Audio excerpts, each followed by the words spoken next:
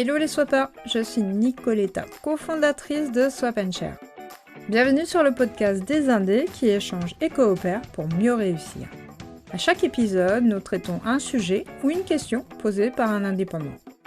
Et pour lui apporter les meilleurs conseils, je fais appel à un expert de la tribu Swap & Share. Si toi aussi tu veux nous soumettre ta question, envoie-moi un message via la page de contact de notre plateforme. Lors du dernier épisode, nous avons traité le problème de Julie, graphiste, qui avait du mal à répondre efficacement aux offres de mission et n'était jamais retenue. Pour l'aider, j'ai fait appel à Manon Taillefer qui accompagne les freelances créa pour les aider à bien vivre de leur activité. À cette occasion, je lui ai demandé de revenir nous donner des conseils pour t'aider à bien cadrer tes prestations de service afin d'éviter les malentendus et les points de friction qui gâchent parfois les relations avec le client. Comme à son habitude, Manon a été très généreuse dans ses conseils à tel point que nous avons décidé de diffuser ce nouvel épisode en 2 parties. Aujourd'hui, nous allons voir ensemble le devis, les modifications, le brief, la compte, le planning et le cahier des charges. Dans le prochain épisode, nous verrons la cession de droit, la livraison et les CGV. Pour rappel, Manon a été directrice artistique et planeur stratégique en freelance pendant 8 ans. Le métier de freelance, elle l'a appris à la claque, selon sa propre expression. C'est-à-dire qu'elle a commis toutes les erreurs de débutante et au fur et à mesure de ses missions, elle a mis au point des techniques et des méthodes pour bien vivre de son activité. Depuis plus de 2 ans, elle a transformé cette expérience en une approche d'accompagnement unique mêlant du conseil, du design et du coaching. Elle dispense également ses enseignements au sein de l'école Gobelin à Paris. Et bientôt, tu pourras retrouver tous ces enseignements dans une formation hyper concentrée puisqu'elle a déjà exposé les objectifs de sa campagne de crowdfunding dédiée à la réalisation de ce nouveau projet. Si tu es intéressé pour acquérir sa formation à prix ultra préférentiel, tu as encore jusqu'au 3 mai pour participer à sa campagne. Je te mets le lien dans la description. Nous retrouvons Manon et tous ses excellents conseils juste après une courte présentation de Swap & Share.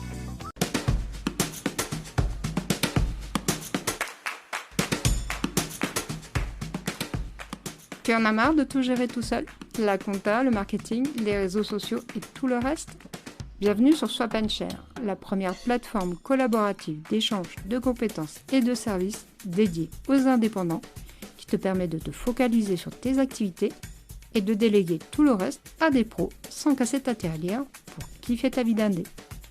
Pour plus d'infos, tu peux visiter notre plateforme, je te mets l'adresse dans la description. Et si tu indiques le code podcast Swap & Share lors de ton inscription, nous t'offrons 6 mois d'abonnement premium. Si toi aussi tu penses qu'on réussit mieux en coopérant ensemble, ne reste plus seul dans ton coin. Rejoins-nous. Allez, c'est parti. Retrouvons tout de suite Manon pour qu'elle nous livre toutes ses pépites pour t'aider à cadrer efficacement tes prestations de service. Salut Manon. Salut Nicoletta. Alors, la question traditionnelle, comment tu vas? Bah bien, et toi? Ça va super bien, ça va encore mieux quand je sais que je fais un podcast avec toi parce que je sais que je vais passer un super moment. Pareil. La dernière fois, on avait traité la question de Julie qui se demandait comment postuler à une offre de mission. Et tu nous avais donné déjà énormément de pépites et on s'était déjà donné rendez-vous pour un second volet que l'on va faire aujourd'hui qui concerne donc la prestation de service une fois qu'on a eu cette fameuse offre de mission, comment on la cadre justement. Donc aujourd'hui, on va avoir cette partie-là. Je te laisse les manettes. Ça marche, super. Ce que je te propose, c'est qu'on reparte de l'exemple effectivement de notre copine Julie. Julie qui est graphiste. Et elle vient de postuler à une offre de mission et il se trouve qu'en fait tous les conseils qu'on lui a donnés ont fonctionné, ça y est, elle est prête à signer. Et c'est justement le moment fatidique où il va falloir ne pas se louper, bien cadrer la presta comme tu l'as dit, et ça passe par 10 points clés. On a 10 thématiques à aborder aujourd'hui, Ouais. on va les faire au fur et à mesure. Première chose, on va parler du devis, parce qu'en fait, c'est un petit peu le truc le plus important, c'est là où on gagne des sous, et donc c'est là où il faut être quand même super clair. Première chose, quand on fait son devis, si on ne sait pas quoi mettre dedans, eh bien, c'est qu'on n'a pas assez d'informations. Et ça arrive très souvent au début quand on se lance en tant que free. On a eu le client au téléphone, ça s'est trop bien passé, on s'est dit: «Ah génial, on a le fit, on va pouvoir bosser ensemble, moi j'ai gagné des sous, alors c'est une super mission» et cetera. Tu ton fichier, alors en général, souvent les créas, ils font ça sur InDesign. Bon, il y en a qui ont d'autres outils. C'est vrai que c'est un peu mieux d'utiliser un outil un peu automatisé, mais j'avoue, moi aussi, je les ai fait aussi sur InDesign. Bref, tu InDesign, tu commences à noter nature de la mission, machin, et au moment où il faut lister ce que tu vas faire, tu te rends compte qu'en fait, je sais pas quoi mettre. Je sais pas trop quoi mettre, parce qu'en fait, on va faire des grandes choses ensemble, mais quoi exactement? Tu te rends compte que c'était pas détaillé, t'es pas sûr des livrables, etc. Bon, avant même de commencer à dire tout ce qu'il faut mettre dans un devis, tout ce qu'il faut enclencher, déjà, juste première chose, si jamais vous avez l'impression que c'est flou, rappelez le client, posez des questions, rassurez-vous, vous, hein, en premier, et rassurez le client aussi. Rappelez en disant, écoutez, je veux juste bien certaine qu'on est d'accord, que j'ai bien compris, etc. Je suis justement en train de faire le devis, cette proposition commerciale dont on a discuté. Est-ce que vous êtes d'accord sur le fait que ce qu'on va faire ensemble, c'est d'abord ça, ensuite ça, puis ça? Première chose. Mhm. Une fois qu'on a fait son devis, il ne faut pas oublier un truc très très important, c'est qu'on ne démarre jamais une mission sans un devis signé. Première chose. La juriste qui est en toi, je le vois, hoche de la tête. J'acquiesce, je suis tout à fait d'accord avec toi. Tu sais, il y a des personnes, quand elles ont obtenu leur mission, elles sont trop contentes. Il faut pas se laisser emporter par son enthousiasme et cadrer les choses. Alors aujourd'hui, moi, je suis trop contente. Je vois ton déroulé. Il va y avoir des questions de droit tout le long. C'est top. Écoutez bien tout ce que Manon va vous expliquer parce que c'est super important de bien démarrer une mission. Parce que si on ne fait pas ce travail préalable, par expérience, tu vas être d'accord avec moi, ça part en cacahuète. Non mais clairement, attends, à chaque fois, moi à chaque fois que je suis sortie de mes process, j'ai eu des problèmes. À chaque fois. Et à chaque fois, je me suis dit, franchement, cette fois, c'est exceptionnel, ça passe, mais c'est sûr, parce que là, c'est un pote, parce que là, franchement, j'ai vraiment confiance en la personne, parce que là, c'est un petit truc et tout, il n'y a pas de raison que ça se passe mal, parce que là, tout est tellement bordé partout que c'est vraiment pas grave. En fait, à chaque fois que j'ai bossé en n'ayant pas le devis signé, ah là là, je me suis fait voler de l'argent. Point. Franchement, je le dis, c'est ultra tabou, mais je pense qu'il faut le dire parce qu'on s'est tous fait voler de l'argent, clairement. Personne ne le dit, mais Ça arrive tout le temps. d'ailleurs, j'en profite pour dire, à la fin du devis, il faut une signature, mais il faut aussi parapher chaque page. C'est-à-dire que pour peu que vous ayez une première page avec présentation des livrables, le détail, le total, etc., vous avez en général une deuxième page qui est la page des CGV, des conditions générales de vente, hein. C'est la partie un petit peu plus légale et contractuelle du document qu'il faut surtout pas éluder, surtout quand on signe pas un contrat mais que un devis. Et donc, il faut bien faire attention à ce que le client et paraffer les pages pour qu'ils puissent pas non plus dire ah bah moi j'ai pas tout lu donc du coup il y a que ce que j'ai signé qui est vraiment valable, etc. Bon, c'est rarissime, mais encore une fois, on borde bien, on fait les choses correctement et en conformité, comme ça on est tranquille, on n'a pas à y repenser, on n'a pas à y revenir. C'est top. T'es vraiment une juriste qui s'ignore, toi. J'aurais tellement adoré faire ça. Quand j'ai découvert ça, je me suis dit mais c'est génial. À tous ceux qui sont suivis par Manon, vous avez une chance de dingue parce que vous avez un 3 en 1. Vous avez la freelance qui est en elle, vous avez la coach et en plus vous avez la juriste. Que demander de plus? Franchement, top. Bon, et d'ailleurs, à propos de devis, au-delà des signatures et des histoires de conformité, quand on est créa, comme Julie, il y a quand même un truc qui arrive très souvent sur les contrats et qui pose vraiment un problème, et notamment un problème de facturation, un problème relationnel aussi. C'est le nombre de modifications qui n'est pas limité. Et donc un truc Ah oui. d'artiste qu'il faut noter, vraiment. Guys, notez-le, bordez le truc, parce qu'après, vous aurez moins de soucis.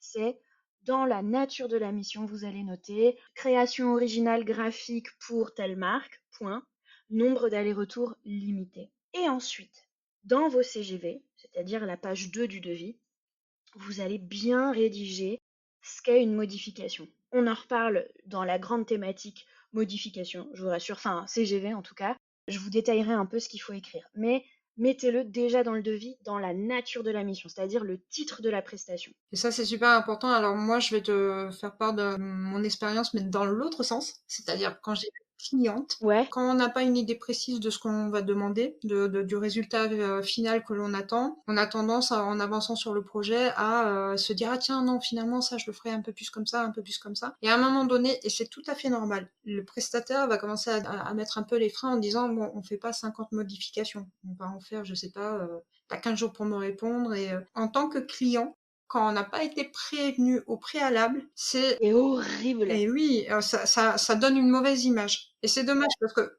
on a conscience qu'il a tout à fait raison de faire ça parce que sinon on peut faire un truc pendant 2 mois et je le fais bosser 50 000 fois, lui faire 50 000 modifications. C'est tout à fait juste de le faire. Mais quand on n'a pas été prévenu en tant que client, ça donne une mauvaise image. Donc super important effectivement de cadrer aussi cette partie-là. Complètement. Et d'ailleurs, on va juste terminer la partie de vie, mais on va revenir sur ce que c'est qu'une modification slash une validation. Et on va voir ensemble comment est-ce qu'on le cadre, comment on l'explique au client, parce que c'est top que tu en parles. C'est un point de friction très courant sur les contrats créatifs. Et effectivement, tes clients, faut se mettre aussi à sa place, c'est-à-dire que tu achètes une presta, tu achètes à l'aveugle déjà, parce que tu sais pas ce que ça va donner, tu sais pas ce que le créa va produire, le créa lui-même il sait pas. Et donc bon, bah c'est une prise de risque, ok d'accord, c'est une prise de risque, mais en attendant, il y a toujours cette peur, et on pourrait même faire un épisode de podcast là-dessus, les peurs du client, parce qu'en fait ça c'est des trucs qu'il faut Ah mais adresser dès le départ, et les clients ils ont plein de peurs. Parmi les peurs du client, il y a la fameuse peur de l'insatisfaction, de d'avoir absolument pas la main sur ce qui se passe. Il y a des gens qui veulent être impliqués dans le processus créa, il y en a qui veulent pas. Et ça, avec l'expérience, on le sent. Il faut pas hésiter d'ailleurs à poser la question. Et en fonction de ce qu'on vous répond, vous allez plus ou moins cadrer le projet et le planning pour que le client ait la main un petit peu ou ne l'est pas. Ça veut dire plus ou moins aussi de modifications. Évidemment, le client qui vous dit ma boîte c'est mon bébé, vous rajoutez au moins 3 jours de modif parce que c'est comme ça que ça se passe. Quand c'est le bébé, bah ouais, ça compte, c'est super important. C'est souvent des clients qui sont plus exigeants, un peu plus perfectionnistes, plus attentifs aux détails, etc. Et puis il y a ceux qui, par exemple, je sais pas, côté agence, ont vachement plus l'habitude, font confiance, savent ce que c'est et vont être un petit peu là, moins attachés à certains détails. Après, évidemment, ça dépend toujours du client final de l'agence, hein, donc même ça c'est un petit peu fluctuant, mais voilà, tout ça pour dire, on va en parler dans 2 minutes, mais on limite le nombre de modifications et on en parle au client. On en fait une conversation. Au-delà d'ailleurs des CGV bien rédigés, il y a un autre truc à pas oublier dans le devis, c'est le délai de validité du devis, c'est-à-dire que vous vous engagez à être disponible, si on signe dans tel délai, vous vous engagez à être disponible pour faire le projet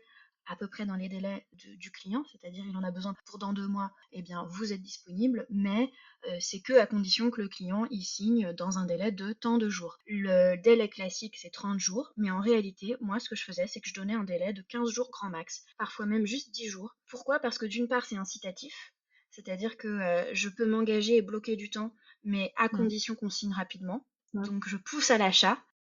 Deuxio, parce que tout simplement, moi je trouve ça pas viable en fait, à titre perso, de dire que je suis dispo pour une mission qu'on peut signer dans le mois à venir pour les 2 mois suivants. Ça demande trop d'orgas, c'est trop bloquant par rapport à d'autres choses, et d'un point de vue purement légal, c'est vrai que encore une fois, on s'arrange, hein, mais purement légalement, c'est embêtant qu'un client, je sais pas, au bout de 29 jours, vous renvoie le devis, vous pensiez que c'était foutu depuis longtemps, il n'avait pas donné de nouvelles, etc. Et puis vous vous êtes engagé sur d'autres missions, sauf qu'en fait, maintenant qu'il a signé, bah, va falloir y aller, quoi.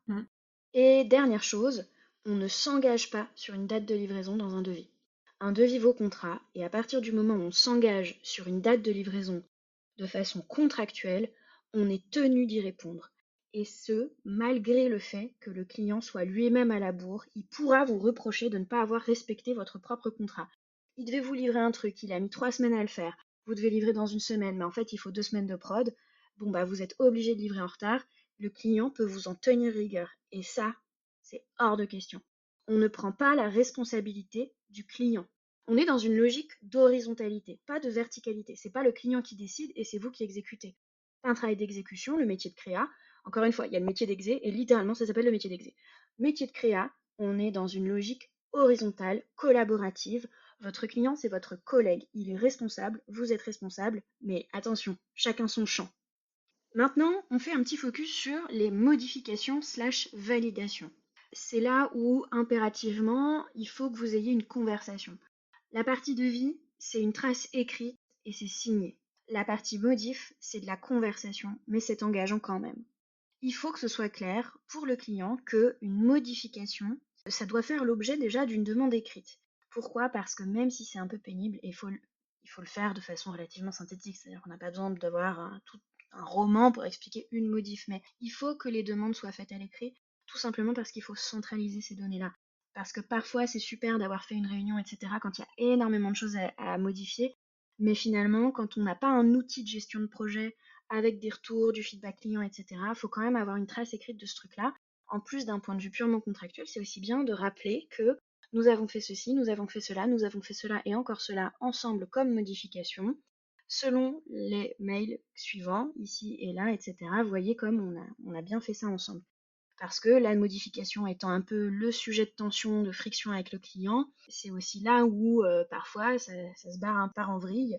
Et donc il faut pouvoir rappeler qu'on a fait quand même des choses ensemble, preuve à Je vais l'appui. rebondir en tant que cliente, encore une fois. Ouais, Ça m'arrive, dans le cadre d'un projet très long, de demander des modifications et de pas m'en souvenir. Et de revenir dessus, forcément, de dire mais pourquoi c'est comme ça, c'était pas comme ça avant. Et la personne me dit mais c'est toi qui me l'as demandé. Et des fois, très honnêtement, hein, j'oublie pour le coup, tu vois, avec mon prestat, je travaille sur Trio, et il va m'apporter l'élément qui dit regarde à tel endroit tu me l'as demandé. Et là je vais dire ah ouais t'as raison, mais j'avais complètement zappé. ah mais c'est clair, sur les projets d'envergure comme ça, on zappe, hein. Moi c'est pareil, avec mon dev, on a carrément un tableau Notion dans lequel je recense toutes mes demandes en fonction de si c'est urgent, pas urgent, moyennement urgent, sur quelle page, à quel endroit, etc. Parce qu'en fait, en plus de ça, la partie dev, moi je la maîtrise moins, donc faut garder un peu une trace, ne serait-ce que pour soi en fait, hein, de où est-ce qu'on en est, qu'est-ce qu'on a demandé. Et du coup, toute modification doit faire l'objet d'une demande écrite. Une modification, dans sa définition, c'est pour un créa, et c'est important de le noter, alors ça peut être défini de plein de façons différentes, mais voilà comment moi je vous conseille de le définir auprès d'un client parce que c'est ça qui est intelligible pour lui. Une modification, c'est une ouverture de fichier et un jour de travail. Par exemple, hein. Ça peut être une demi-journée de travail, ça peut être 2 heures, à vous de voir. Mais moi, dans mes contrats en général, alors sur des contrats pas très longs, hein, qui vont jusqu'à peut-être 3 mois de collab, en général, il y a 2 étapes de modification et au sein de chaque étape, il y a 3 ouvertures de fichiers, c'est-à-dire 3 jours de travail max. Et puis parfois, c'est même 3 demi-journées, c'est-à-dire un jour et demi, etc. Mais en tout cas, c'est important aussi pour le client de savoir combien de temps ça implique, parce que ça lui permet aussi de faire le point avec le coût de ce travail-là. Il faut que lui, il comprenne vos enjeux, et c'est en expliquant que c'est une ouverture de fichier et un jour de travail qu'il va comprendre aussi que du coup, il est obligé de centraliser les modifications, parce que sinon, on s'en sort Tu pas. dis ouverture de fichier. Je pense que c'est dans le jargon de créateur. Qu'est-ce que ça implique exactement pour une néophyte comme moi qui n'est pas créa? Du coup, ça veut dire quoi une ouverture de fichier? Ça veut dire que tu peux pas m'envoyer un mail pour me dire ça prend 5 minutes, fais juste ça. Ça veut dire à partir du moment où je lance le fichier source, c'est-à-dire que j'ouvre le fichier de travail.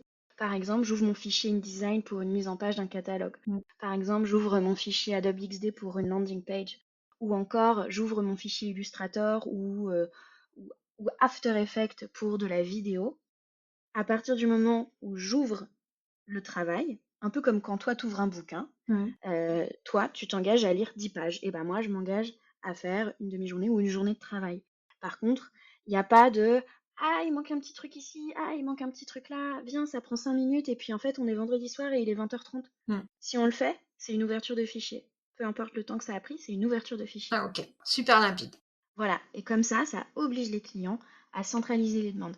Si au cours d'une semaine, mais parce que c'est difficile aussi en tant que client de savoir comment on bosse avec un créa, et c'est important de le savoir pour être soi-même un bon prestat et quelqu'un qui sait cadrer et entourer le client de bons conseils qui vont faciliter, fluidifier la gestion de projet. Et typiquement, c'est ça, c'est dire au client, probablement que pendant une semaine, vous allez avoir des retours d'équipe sur tout un tas de choses qu'on a fait ensemble. Ne m'appelez pas avant le vendredi. Vous m'envoyez un mail qui centralise les demandes du lundi, mardi, mercredi, jeudi, vendredi dans un seul document, enfin dans un seul mail, dans un seul message. Vous centralisez, vous synthétisez, vous expliquez. Éventuellement, on s'appelle pour étayer le truc, mais c'est pas tous les jours un message. Moi, je m'en sors pas. Et d'ailleurs, ce qu'on va faire, c'est qu'on va avoir un mail qui va s'appeler mail central de projet. Donc, alors là, vous mettez le nom du projet, projet Schmilblick, voilà. Et d'ailleurs, je vais vous envoyer le premier mail qui s'appelle Mail Central 2. Je vous rappelle que c'est le seul mail sur lequel nous aurons des échanges, comme ça c'est centralisé. Et au sein de ce mail, je vais d'ailleurs vous rappeler que je suis disponible sur mes horaires, c'est-à-dire de 9h30 à 18h30 les jours ouvrés, pas le week-end, pas après, pas avant, et que mon délai de réponse est de 24 heures ouvrées, c'est-à-dire que si vous me contactez vendredi à 17h, je vous réponds lundi. Mais c'est super important de faire ça avec les clients pour éviter les frictions, comme tu dis. Mais oui, mais parce qu'en plus, il y a des clients, c'est pas. Faut voir un truc, c'est qu'il y a le client qui est dans une dynamique un peu crasse, et il y a le client qui est dans une dynamique de je ne sais pas, qui est juste une ignorance un peu naïve. C'est la première fois, pas l'habitude, me pose des questions, ou bien carrément je projette des idées qui sont fausses sur le travail d'un créa.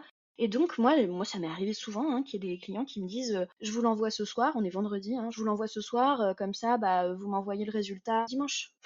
Bah non. Parce que lui, il va bosser dans sa boîte le samedi, le dimanche, etc. Donc il se rend pas compte que Voilà. la personne qui est en face, bah non, elle va pas bosser samedi, dimanche. C'est ça. Ou bien il te dit vous me l'envoyez pour lundi matin, comme ça je commence ma journée là-dessus. Mm. Enfin, moi je travaille pas le week-end. Ah bon? Mais vous travaillez pas le week-end? Faites pas comme vos collègues. Alors moi je ne présage rien de ce que font mes collègues, mais moi en tout cas, exactement comme vous, j'ai une vie personnelle active. Et le week-end, c'est le week-end. Mais c'est super important de cadrer. Super important de cadrer, super important de pas prendre la mouche, de se marrer et en même temps d'être ferme. C'est on se marre, bah non, pourquoi je ferais ça? C'est on s'en fiche, c'est pas grave, on le fait de façon même un tout petit peu grossière, on s'en fiche. Le tout c'est de pas avoir l'air offensé, mais c'est de le dire en riant un peu. Pourquoi vous me dites ça? Le week-end, c'est le week-end. Vous avez un week-end, vous, non? Quand ils disent bah non, moi je travaille le week-end, je dis écoutez, pas moi. Chacun son choix. Encore un petit retour, je suis beaucoup la cliente dans ces cas-là, donc le retour client, c'est ça peut paraître fastidieux tout ce qu'on est en train d'expliquer et se dire on va pas casser les pieds avec le client avec tout ça. Eh ben, je vais vous dire un truc, c'est que en tant que client, quand la prestation est super cadrée, en fait c'est gage de sérieux et ça rassure. C'est plutôt la presta, voilà, la vas-y que je te pousse, on tâtonne, on envoie un mail, c'est ça qui donne pas un sentiment de sérieux et au contraire, si on fait les choses de façon cadrée, ça donne de la valeur. Donc encore une fois, je suis tout à fait d'accord avec tout ce que tu es en train de préconiser, même d'un point de vue client. Mais tu sais que le plus marrant, c'est que je sais pas si j'avais dit ça au dernier épisode déjà, mais les gens qui ont eu le plus envie de bosser avec moi sont les gens à qui j'ai le plus dit non. Alors tu l'avais pas dit. C'est les gens qui voulaient tout, à qui j'ai dit non à tout. Ils m'ont dit trop bien, on bosse ensemble. Parce qu'en fait, c'est hyper rassurant. Moi, je vends pas le bon Dieu, quoi. Si je peux pas, je peux pas. Et si c'est pas tenable, c'est pas tenable. Et moi, je fais bien mon taf ou je le fais pas. Et c'est aussi simple que ça. Et en fait, pour un client qui sait pas comment ça va se passer, etc., être face à quelqu'un qui prend le lead, qui cadre, qui planifie, qui entoure, qui accompagne, qui est sans jugement mais qui est ferme, c'est-à-dire qui explique que non, ça se passera pas comme ça, c'est archi rassurant. C'est archi rassurant parce que le client, il a peur du freelance qui va disparaître dans la nature, qui va ghoster, qui va pas faire la presta comme il fallait, qui est hyper désorganisé, qui a dit qu'il ferait un truc mais en fait il l'a pas fait, qui machin, qui truc. En fait, c'est simple, sur le marché, 80% du temps, si vous faites, enfin, ouais, c'est ça, c'est 80% des freelances font pas ce travail de cadrage et du coup, c'est pas très très loin. C'est franchement, c'est l'équivalent de peut-être 1 heure de conversation avec votre client avant de lancer la mission. Vous êtes déjà au-dessus du lot. Vous êtes déjà dans les 20% hauts professionnels qui envoient une image archi convaincante pour qu'on travaille avec vous. Tout à fait validé côté client. Donc voilà, donc on s'est dit que modification, c'est écrit, c'est une ouverture de fichier égale un jour de travail. On associe l'ouverture de fichier à un temps. On rappelle que le prix d'une modification supplémentaire pour tant de jours ou tant d'heures sera facturé tant d'euros. C'est ce qu'on appelle également dans un devis la surfacturation. Généralement, c'est une annotation, c'est soit dans les CGV, soit à côté du tarif jour. Cette surfacturation, évidemment, elle coûte un petit peu plus cher en général, c'est pas moins cher, parce que sinon on encourage à surfacturer. C'est ce que beaucoup de créas font. Guys, si vous facturez 70 € de l'heure, vous pouvez pas faire une surfacturation à 40 €. C'est pas pro et c'est pas cohérent. Ne faites pas ça. Donc voilà, donc on indique surfacturation, ça peut être 10, 20, 30 € de plus de l'heure, ça peut être le double, ça peut être le triple, c'est vous qui voyez. Tant que c'est un peu plus, c'est important que ce soit un peu plus, après vous décidez. Et surtout, on va dire au client qu'on va fonctionner dans le projet par étapes et qu'une étape validée n'est plus modifiable. Et ça, c'est très important. Une étape validée n'est plus modifiable. Et si vous êtes sympa, mais vous n'êtes pas obligé de proposer ça, vous pouvez proposer, dire au client, voilà, si on a validé une étape et que finalement, pour x, y raison, il faut vraiment revenir en arrière, alors on surfacture. Et on surfacture le coût d'une étape. Et chaque étape a un prix. Comme ça, c'est réglo. Comme ça, le client, il sait aussi ce que ça va lui coûter. Il peut se projeter, il peut imaginer si c'est gérable avec son budget, avec sa temporalité. Il n'y a pas de mauvaise surprise. Vous êtes réglo avec le client. Parce que peut-être que lui, il va avoir les boules de ne pas pouvoir faire ce qu'il voulait, mais en même temps, c'est important qu'il ne se sente pas lésé. C'est important qu'un client entende le non sans entendre une forme de violence, sans entendre une forme de friction, sans entendre une forme de braquage. Je suis d'accord avec toi en tant que cliente. Ça peut arriver qu'on valide une étape Et puis finalement, le projet où on avance et on se dit ah non, finalement, je voudrais le faire différemment. Plutôt que la personne dise bah non, non, non, maintenant on a validé, je fais pas. Ok, moi je suis d'accord pour revenir en arrière, mais ça va te coûter. Et c'est clair pour tout le monde. Et si la personne elle peut se le permettre, elle le fait. Comme ça, il n'y a pas de friction. Si elle peut pas se le permettre, prochaine fois, avant de valider, elle checkera bien tout. Exactement, c'est une forme de responsabilisation aussi du client. Et le client, si justement il est un petit peu en train d'évaluer sa stratégie en parallèle de la mission, puis pour des raisons stratégiques, ce serait intéressant de changer la nature de la mission en cours de route, il peut aussi évaluer en termes de coûts si c'est intelligent ou pas. Et il y a aussi une stratégie financière derrière. Donc finalement, vous permettez à votre client de se projeter dans l'avenir avec vous et pas contre Tout vous. à fait. Et d'ailleurs, pour continuer d'avancer ensemble et non un peu en se tirant la bourre, autre thématique qu'il faut qu'on aborde, c'est la prise de brief. Le brief, il faut qu'il soit super détaillé. C'est votre taf de le prendre en bonne et due forme. C'est votre taf de lister les infos. C'est votre taf de noter tout ce que vous avez appris du client dedans, de l'envoyer au client ensuite et de lui demander une validation écrite. Pourquoi c'est important? C'est important parce que, je vais vous donner un exemple. Imaginons que vous avez bossé pour, une marque de yaourt hyper nourrissant pour jeunes adultes, cadres dynamiques, qui n'ont pas le temps de déjeuner. OK? C'est un peu le yaourt qui remplace, le déjeuner. Cette marque, avec laquelle vous collaborez, elle vous a dit: «Bah, voilà, notre cible, c'est ça, c'est les jeunes cadres dynamiques et cetera. Vous faites la mission, vous faites une super vidéo». C'est Motion, par exemple. Vous faites une super vidéo, ça pétille, il y a des couleurs partout, il y a des motifs, ça joue en plus sur un rythme un peu, enlevé, il y a un peu d'humour même dans les mouvements, les enchaînements d'animation et cetera. Bref, c'est un truc qui s'adresse à des jeunes, quoi, on n'est pas en mode EHPAD. Bon, très bien, moment de la livraison, le client vous ghost et puis 2 semaines plus tard vous rappelle et vous dit franchement on comprend pas du tout ce que vous avez fait, très déçu, non vraiment, là on sait pas quoi faire avec toi, hein. Enfin avec vous, on se voit. Toi t'es presta, il semble quand même que t'as bien fait ton taf, tu comprends pas du tout. Et le client enchaîne en disant bah on s'adresse quand même à des personnes de 50-60 ans, en fin de carrière, voilà, qui ont besoin d'un peu plus de nutriments, machin. Changement de brief total, changement de cible, changement d'objectif de communication, changement même de fonction du produit au passage. Bon bah ça, vous l'avez pas écrit dans le brief. T'as pas noté que c'était pour les jeunes. Si tu réponds mais je comprends pas, on a dit que c'était les jeunes, c'est ta parole contre la leur. Mhm. Si tu l'as écrit, réponse archi factuelle. Vous ne m'avez pas informé de ce changement, en l'occurrence on s'était mis d'accord sur je vous invite à consulter le brief que nous avons validé ensemble à telle date. Pouvez-vous m'expliquer? Et en fait, ça s'appelle littéralement du changement d'avis en interne, sauf que personne n'a pris le temps de prévenir le prestat, qui était quand même la dernière personne informée, or c'était la plus importante, et on n'a pas envie d'assumer les coûts d'une communication un peu ratée. Donc un petit peu de mauvaise foi au passage. Ouais, complètement. C'est la version crasse du client. Du client qui, en plus de ça, peut-être se dit qu'il joue un peu sa place, qu'il va avoir une sale image dans la boîte, que si ce projet foire, c'est compliqué. Vous savez pas ce qui se passe du côté client, mais en fait, quand on est prestat, on collabore toujours avec quelqu'un qui fait carrière dans son entreprise. Donc en fait, on sait aussi qu'un projet qui s'est très mal passé, ça peut abîmer une image en interne. Et c'est pour ça aussi que parfois on se retrouve face à des comportements un peu inadaptés. Et ça, il faut en tenir compte. Donc, encore une fois, le brief, il doit être super complet, super exhaustif, quitte à mettre des détails qu'on estime pas forcément utiles. Là, sur le moment, ils sont pas utiles, mais ça peut le devenir par la suite. Donc, tout ce qui est dit par le client doit être mis par écrit dans le brief. Et aucun détail n'est superficiel, en fait.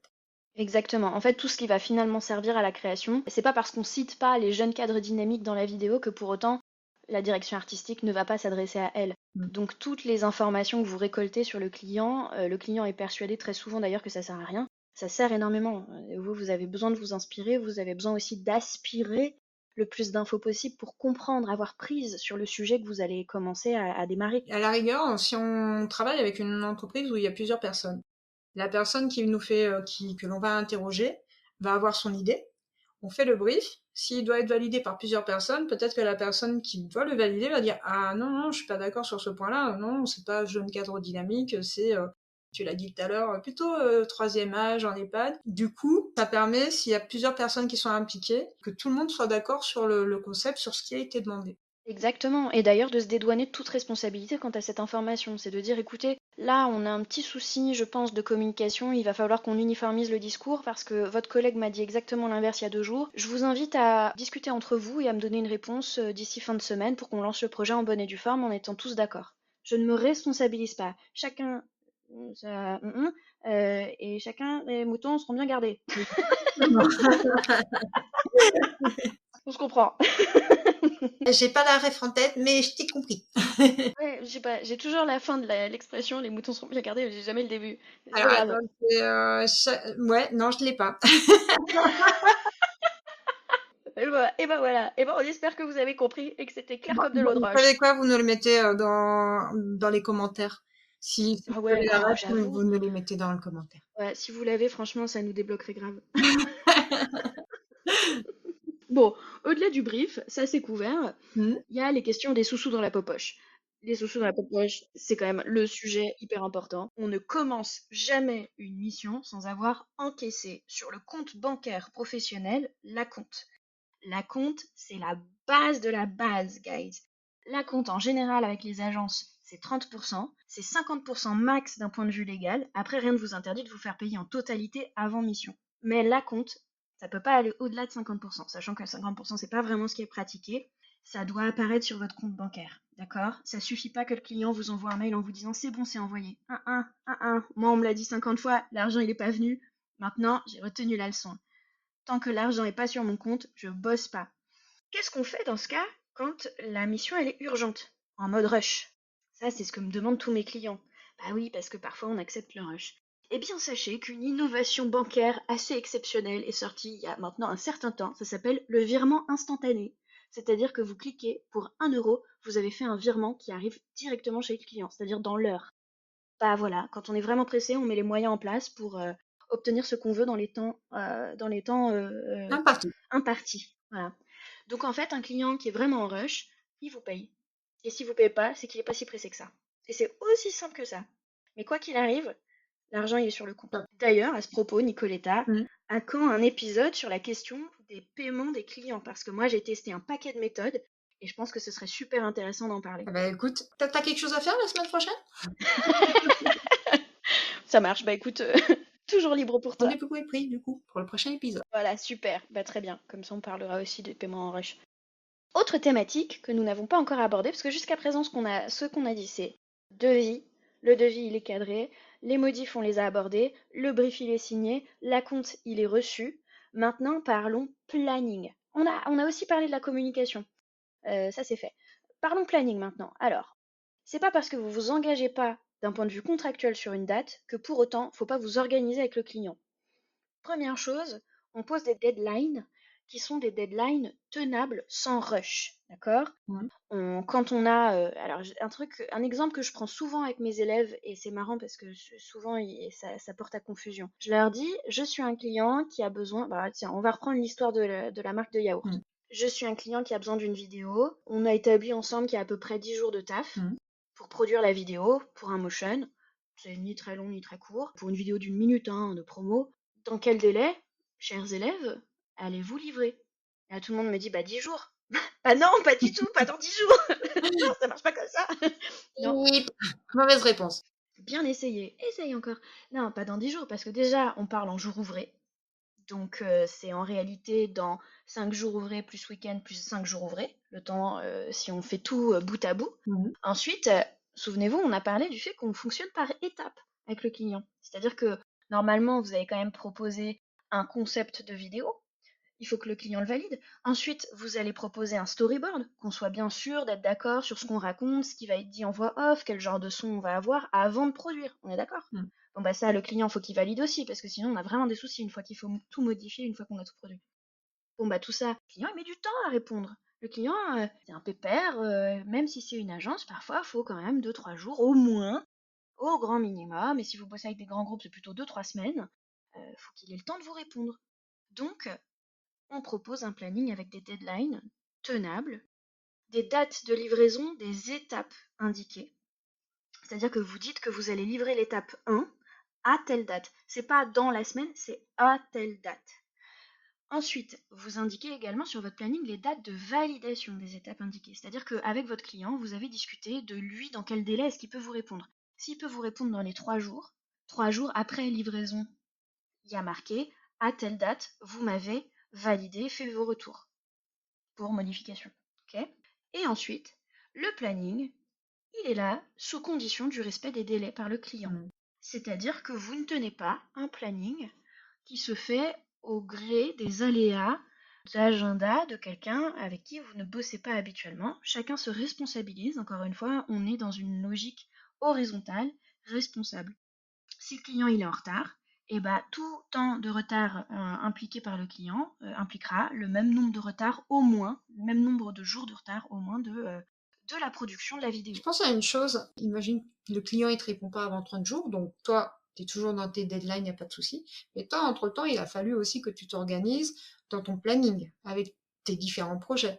Donc j'imagine que ce retard-là, il a un impact sur ton organisation. Alors, est-ce que ça pourrait être tenable de dire, vous avez 3 jours pour me répondre, et si j'ai pas de retour de votre part, on va considérer que c'est validé d'office. Tu peux, c'est risqué.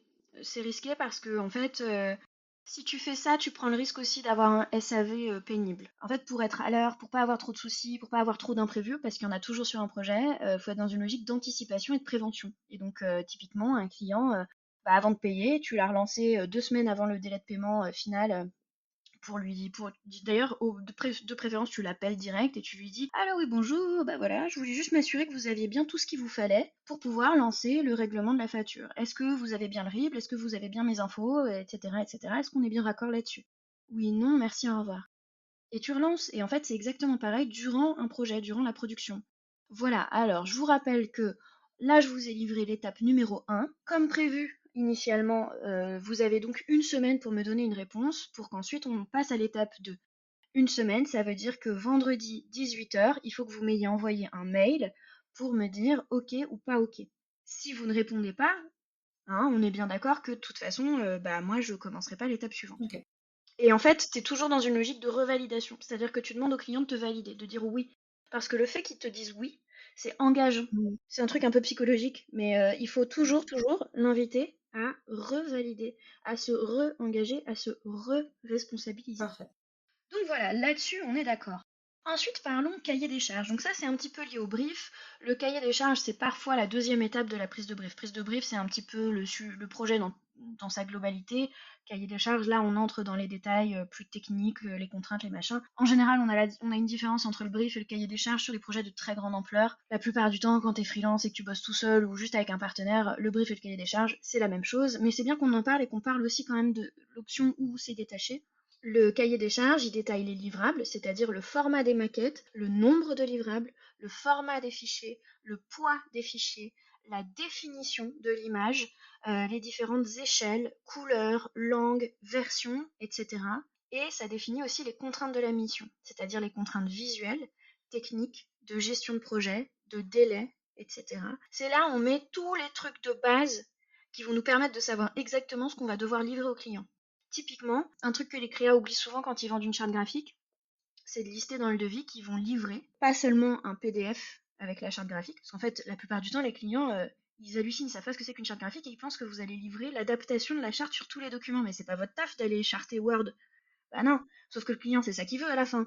Donc déjà, il y a un petit travail de transmission de savoir pour être bien certain que tout le monde a bien compris de quoi il s'agit, et surtout, vous livrez pas juste un PDF. Si vous avez fait un logo, vous allez livrer le logo, et vous allez le livrer en petit, moyen, grand format, en noir et blanc, en couleur, en noir, en blanc, en niveau de gris, etc., etc. En fait, tout ça, c'est des trucs super importants. Il faut que vous anticipiez un temps d'export, mais aussi que vous listiez tout simplement la totalité des exports que vous allez faire de tous les livrables. Il y a le grand livrable et après il y a tous les sous-petits livrables d'une charte, par exemple. Ok. Et ça, c'est validé par écrit. Parce que si le client vous a dit non, mais moi je m'en fous, pas besoin de tout ça, un logo en noir et blanc ça me suffit. Ok, d'accord. Mais par contre, attention, hein, c'est moins de temps, c'est moins cher, mais je le ferai pas derrière.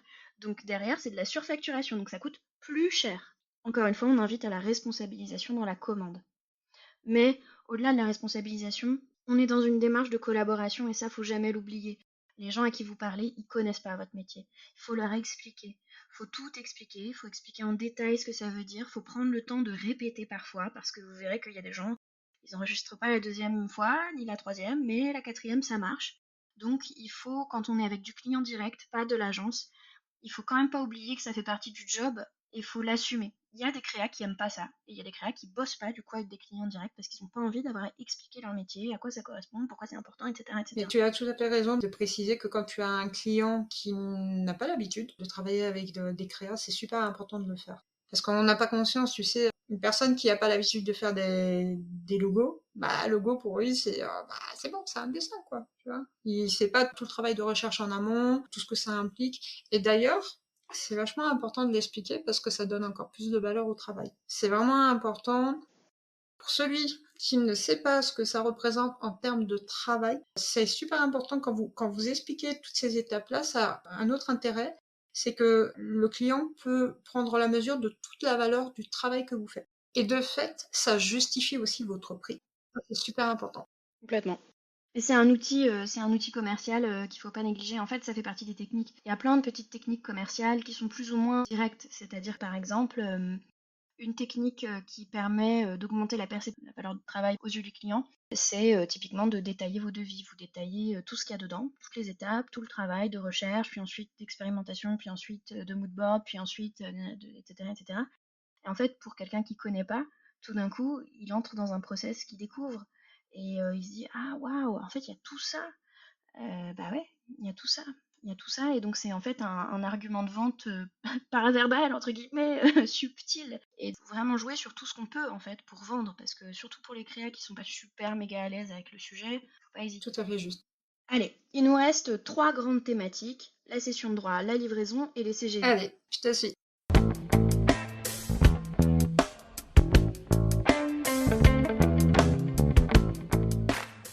Je suis sûre que tu as kiffé la première partie de ce nouvel épisode avec Manon et que tu as hâte de découvrir d'autres pépites pour bien cadrer tes prestations. On se retrouve donc dans 15 jours pour parler de cession de droit, de livraison et de CGV. Et d'ici là, prends soin de toi. Ciao!